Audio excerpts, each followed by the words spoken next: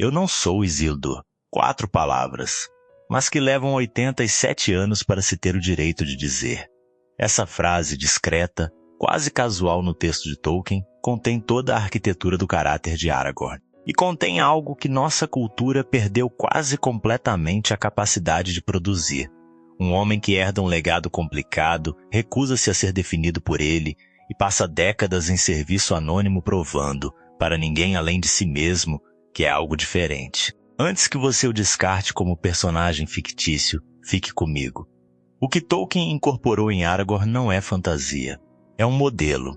Um modelo que nossa cultura vem silenciosamente desmontando há décadas. O peso de um nome complicado no Conselho de Elrond, Boromir questiona por que um simples guardião das Terras Selvagens deveria ter voz em decisões que afetam os maiores reinos da Terra-média. Aragorn faz algo notável. Não responde. Poderia ter silenciado Boromir instantaneamente revelando sua linhagem. Tinha todo o direito legal e de sangue para tomar a palavra. Em vez disso, deixa o silêncio se instalar. Não por timidez, mas por algo mais raro. A compreensão de que um título que você não conquistou pelo caráter não vale a pena ser brandido.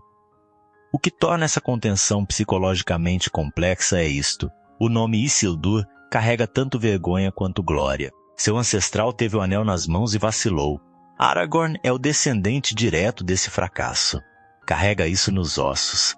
Pense agora em como lidamos com a herança de um legado complicado. Tendemos a operar em um de 2 modos disfuncionais.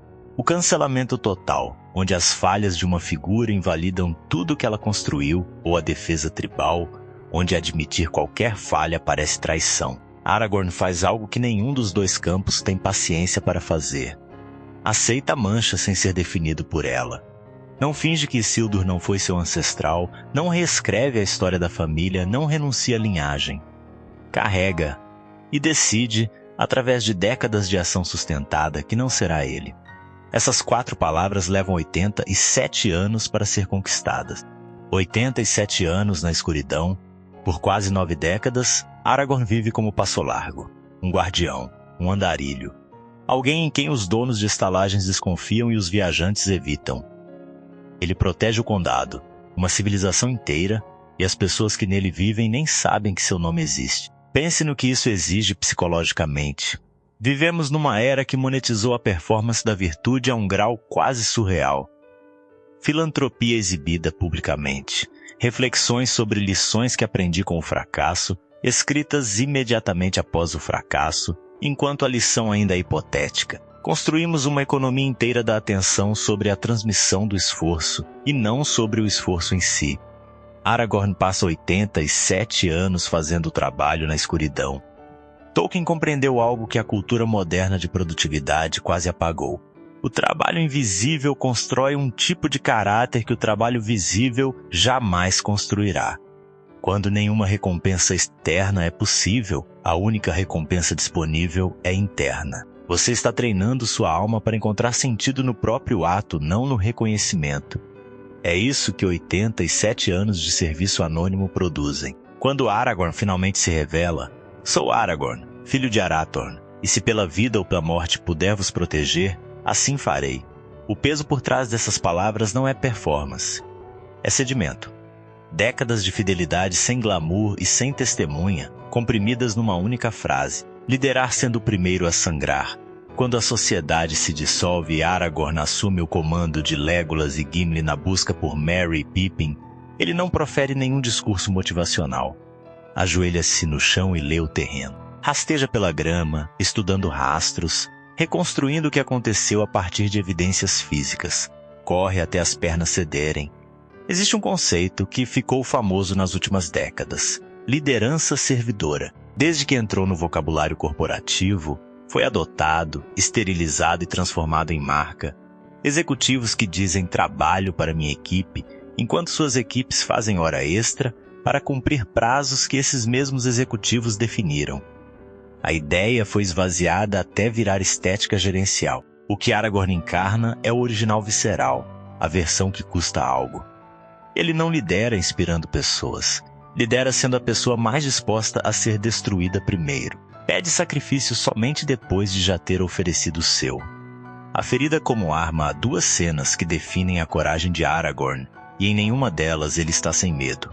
A primeira é a passagem pelos Argonatas, as enormes colunas de pedra esculpidas nas falésias acima do Anduin. Aragorn passa remando diante dos rostos de seus ancestrais. Eram reis de verdade, homens que governaram com poder real. Ele é um guardião num manto surrado, liderando uma companhia de Halflings numa missão que parece, sob qualquer ângulo racional, suicídio. Ele continua remando. A segunda é o Caminho dos Mortos, uma passagem assombrada que até Legolas visivelmente não quer enfrentar. Aragorn a escolhe de qualquer forma, especificamente porque aterroriza os corajosos. E a ironia brutal.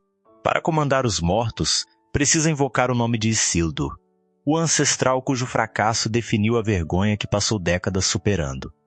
Usa a ferida como arma. Transforma a herança que mais temeu no instrumento da vitória final. Isso não é metáfora. É um modelo psicológico. Aquilo que você mais teme em sua linhagem, em sua história, em seu fracasso, corretamente compreendido, torna-se disponível como poder. Não ignorando, não encenando cura, mas entrando nele sob o peso total do que custou e saindo do outro lado. Curar antes de governar após a Batalha dos Campos do Pelennor, Aragorn para diante dos portões de Minas Tirith e hesita. A batalha está vencida, ele é claramente o rei, e espera. Esta é a cena que mais confunde os leitores modernos. Mas Aragorn compreende algo sobre o poder que nossa época genuinamente esqueceu. Reivindicar a autoridade antes de estar completamente pronto é mais perigoso do que recusá-la. Não por síndrome do impostor, não por falsa modéstia, mas porque o poder em mãos prematuras, mesmo em boas mãos, tende a distorcer quem o detém antes que ele possa fazer qualquer bem com ele.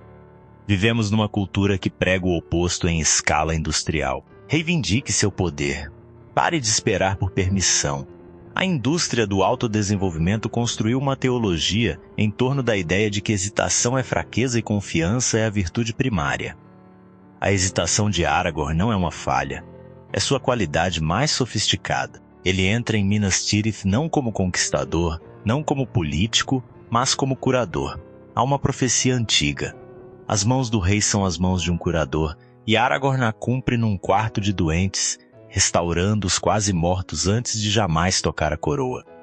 Ele estabelece que tipo de rei será antes de aceitar o título. Num mundo que passou décadas assistindo a homens poderosos revelarem, no exercício do poder, que jamais estiveram preparados para o que ele exigiria. O modelo de um homem que cura antes de governar não é fantasia ingênua. É um veredicto. O rei que se ajoelha, a cena no campo de Cormalen, é o momento mais silenciosamente radical de Tolkien. Aragorn acaba de ser aclamado rei de Gondor. Caminha em direção a duas figuras pequenas, Frodo e Sam, que parecem quase absurdas naquele cenário, pequenas e simples em meio ao esplendor do exército reunido. E se ajoelha. De longe viestes e longa foi a vossa jornada, mas a vossa foi a estrada mais sombria. Depois os toma pela mão e os conduz ao trono, fazendo-os sentar nele. Só então se vira para os lordes e capitães e proclama em voz alta o louvor dos hobbits diante de todo o exército. O que Aragorn faz aqui é preciso. Usa toda a força de sua autoridade legítima para reconhecer publicamente que sua coroa é menos significativa do que o sacrifício silencioso deles. Não desmonta a hierarquia para parecer humilde. Arma a hierarquia a serviço da verdade. Nossa cultura tem duas respostas disfuncionais à humildade. Uma é confundi-la com fraqueza e compensar com confiança performática. A bravata que confunde volume com força. A outra é a própria humildade performática. A autodepreciação calculada que não é nada mais do que uma forma sofisticada de busca por aprovação. Aragorn não faz nenhuma das duas. Um rei que pode se ajoelhar sem perder a dignidade é mais rei, não menos. A autoridade que pode se diminuir diante da verdade é a única autoridade que vale ter. Um modelo, não uma relíquia. Aos 210 anos, Aragorn escolhe morrer. Não em batalha, não por doença, pelo reconhecimento de que seu tempo chegou. Viveu plenamente, amou com profundidade completa, serviu sem reservas. Com tristeza partiremos, mas não em desespero.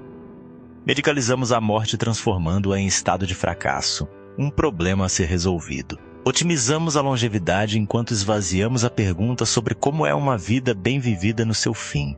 A morte de Aragorn é uma consumação, não uma derrota. O caráter que forjou, o amor que deu, o serviço que prestou, nada disso desaparece com ele. Gondor florescerá por gerações sobre o que ele construiu. Esta verdade permanece independentemente do que você acredita sobre o que há além, as escolhas que você faz em privado, o caráter que constrói nos anos invisíveis, o amor que dá sem manter pontuação. Esses criam realidades que sobrevivem a você. A questão não é se você será lembrado. A questão é que tipo de mundo você deixará para pessoas que jamais conhecerá. Chamei Aragorn de o último homem nobre, mas essa definição precisa ser complicada. Ele é o último no sentido de que representa algo que nossa cultura sistematicamente desincentivou. Serviço anônimo, gratificação adiada, a disposição de ser moldado pelo sacrifício ao longo de décadas antes de reivindicar qualquer coisa. Mas último implica encerrado, e nada do que vejo nos homens de hoje sugere que esteja encerrado.